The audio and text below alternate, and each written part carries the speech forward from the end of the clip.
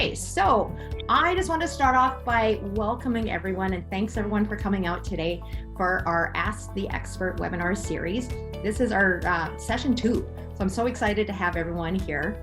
My name is Renee Brown. I'm with Remax Real Estate and I will be your host for today's webinar. Just to follow a couple housekeeping notes is we are going to mute everyone throughout the session and throughout the webinar. So if you have any questions when Andrew is speaking, go ahead and put them in the chat. And then when we get to our Q&A section, I will read those questions for you and get them answered for you. However, to be courteous to everyone's busy schedules, we are scheduled to end at 2 o'clock. So if we don't get to your questions, I will certainly set you up to meet up with our guest speaker for a one-to-one session as well. So now to introduce our expert today, I am so excited to have him here. So for over 10 years, Andrew Miller has helped families and small businesses create some custom tailored and tax smart financial blueprints that balance both their short-term and their long-term needs. Now, he holds a bachelor degree in music from McGill University, which we might need you to show us a little bit of that after, Andrew. And he is a qualified associate financial planner and will be writing his final certified financial planner exam later this year. He's a husband, he's a father of 2, he's a business owner. He understands firsthand the challenges people face every day to navigate their complex financial world. Now, Andrew is also a client and a referral partner of mine. So I've had the opportunity to work with him quite a bit. And the thing that I loved the first time I met Andrew was when I think it was Megan that had referred him to me because he was asking for a realtor. Andrew said to me, all I want is for you to just give my client just a phenomenal experience. That's all I'm asking is just treat them super well. I don't want anything in return. And I just love that about him and that he cared so much about his clients that way.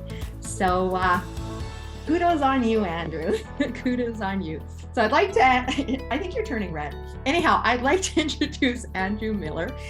He's a financial planner with Sun Life Financial. So welcome, Andrew. Great to have you here.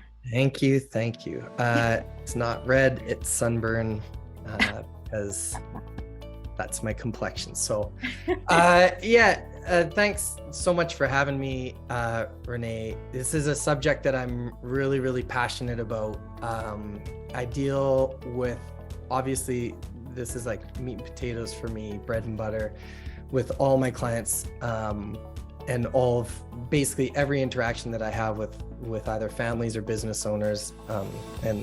So yeah, I'm really passionate about it. And I love to kind of break things down for people. And so, I mean, full disclosure, it was Renee's title for the presentation. I normally wouldn't put it out that people suck at saving. I would have put it more professionally and diplomatically.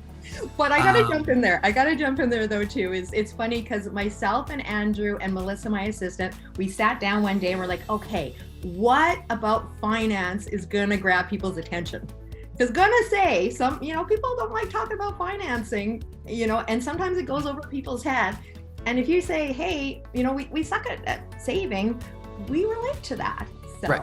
But anyhow, I'll let you take over from here. Yeah, sure. And so, I think to lead with all of this is that it's not something that's unique to finance. And I think that's a universal truth that we need to kind of dissect a little bit. People suck at saving, but generally speaking, people kind of stink at making decisions that are good for our future selves. And there's always been a lot of kind of questions that float around about like, why did this happen? Like, you speak to someone who's about to go into retirement and the amount of times somebody would say to me is like, man, if I would have just met a version of you 20 years ago or whatnot, that would have been so beneficial. And my somewhat tongue-in-cheek response to them is, if you would have met me 20 years ago, you would have done the same thing. You wouldn't have done anything. And that's unfortunately that's kind of the truth. And so the question is, not only from a finance perspective, but just general decision making in life, we know that humans struggle to make good decisions that support kind of long-term goals or long-term self. And the question is why? And so there's been a bunch of research that went into this, and it's really fascinating.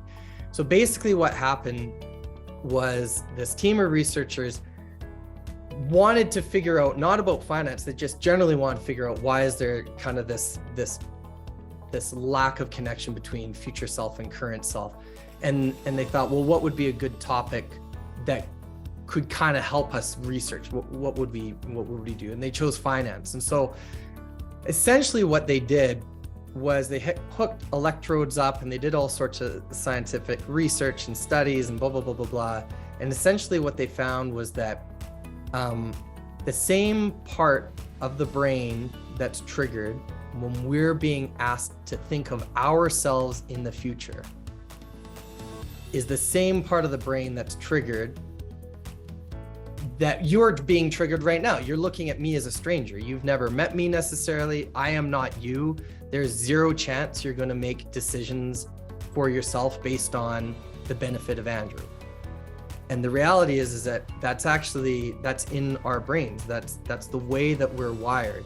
So when we think of ourselves in the future, that's not us. That's a completely separate entity. And that's why it poses so many challenges, is because nobody makes decisions. I mean, some people do, but generally speaking, people aren't walking around making good decisions for other people. And so we really struggle to connect those dots. And so as a result, what we do is we make decisions, we call them Band-Aid decisions, patchwork, temporary fixes, whatnot.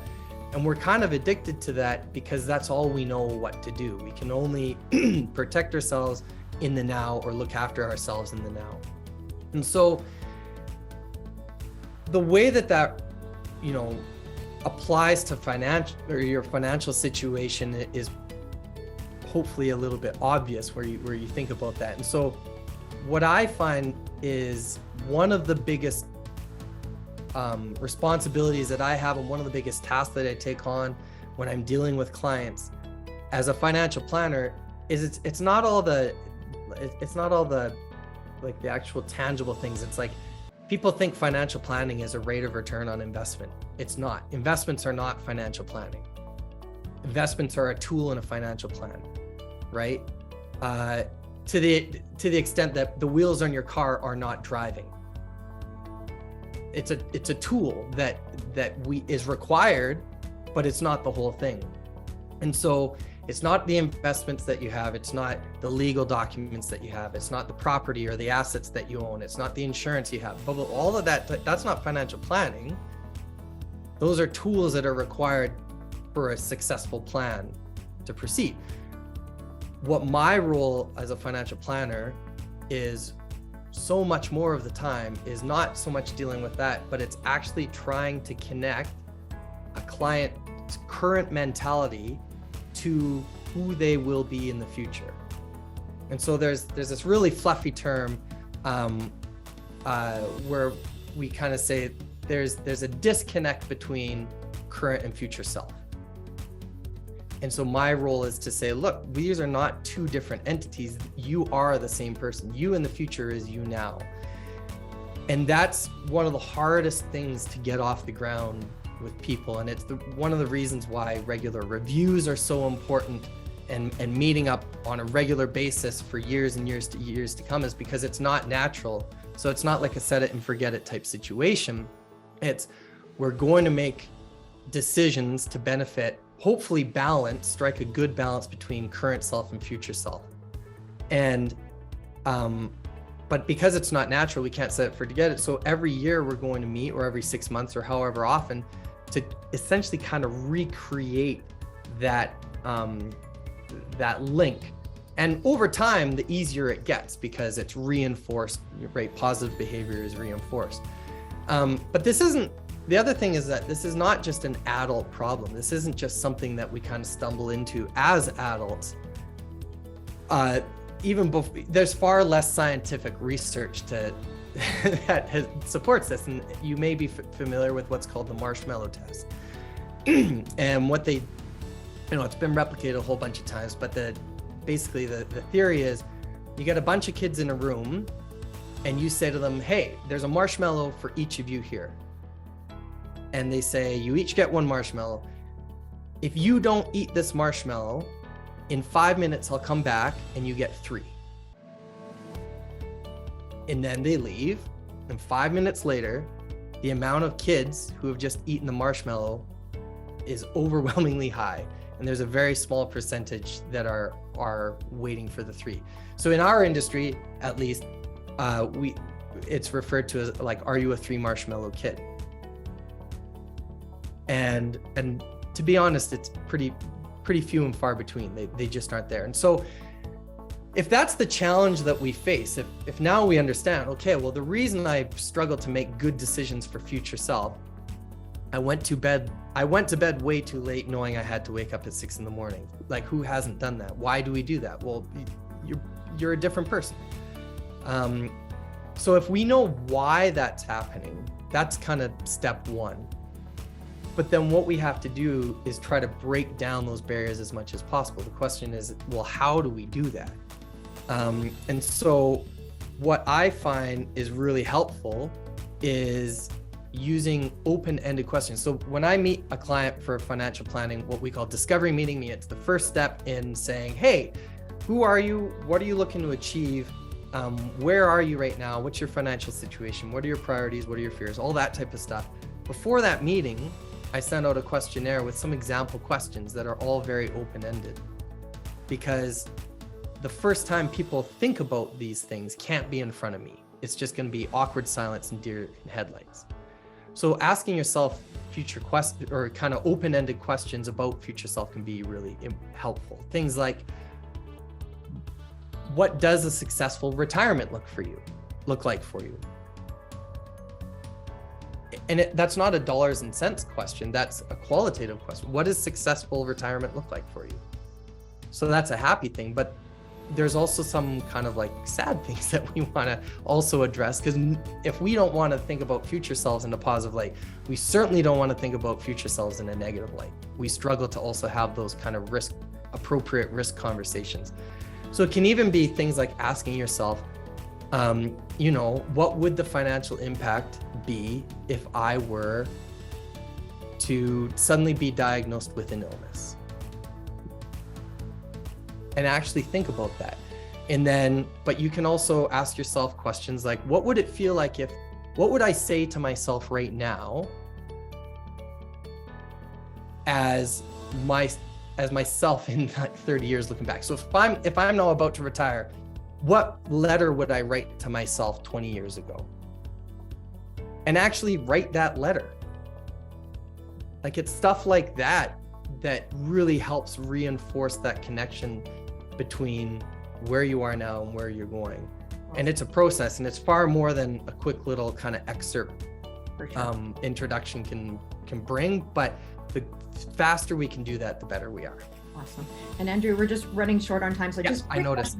I know you had mentioned that for those people that, had planned for their, they wanted to save for their future, and suddenly they're 50 years old, they're 40 years old, they're not saved, they haven't saved as much as they wanted to. You had mentioned about doing a little exercise about documenting everything you spend for maybe a week. Can you explain that quickly in like 2 minutes? Yeah, so even less time than that. So most of us haven't the foggiest clue where our money's going, right? We think that the world's stacked against us to a certain extent. And for some of us it is. We're in a high inflation period right now. Trust me, the challenges we're facing today are tricky. But generally speaking, we don't really know where our money is going. And so we don't know how to plan it. And so what's really important is buy yourself a notebook and promise yourself a week without any judgment. You're not going to judge yourself or your spouse or your partner or whatnot, whoever else is kind of in your financial situation. You're not going to judge. You just, every single expense that you bring out your credit card for, that you use your debit card, that you pay cash, whatever, every expense is going in that notebook specifically. You say, I had a client this morning who said mini eggs. He has a mini egg budget. So he said, can I just say grocery store? And I said, no, you write mini eggs, $3.99 or whatever it is. You write down every one, and then at the end of a week, pour yourself a tea or a lovely drink or whatnot, and go through those expenses and itemize them as, yes, that needed to happen. Yes, that needed to happen, but it could have saved for. No, that didn't need to happen and it didn't bring any value and I probably wouldn't do it again. Or no, that didn't need to happen, but it brought value to my life and I'm glad that I did it. And kind of work through that lens, because you'll find often, what I've found with clients is that oftentimes one of the biggest ones is eating out at restaurants. And people go like, I had no idea I was spending that much money on food outside. For sure. But stuff like that can help figure out how much money we're dealing with and what we can actually put aside. No, that's awesome.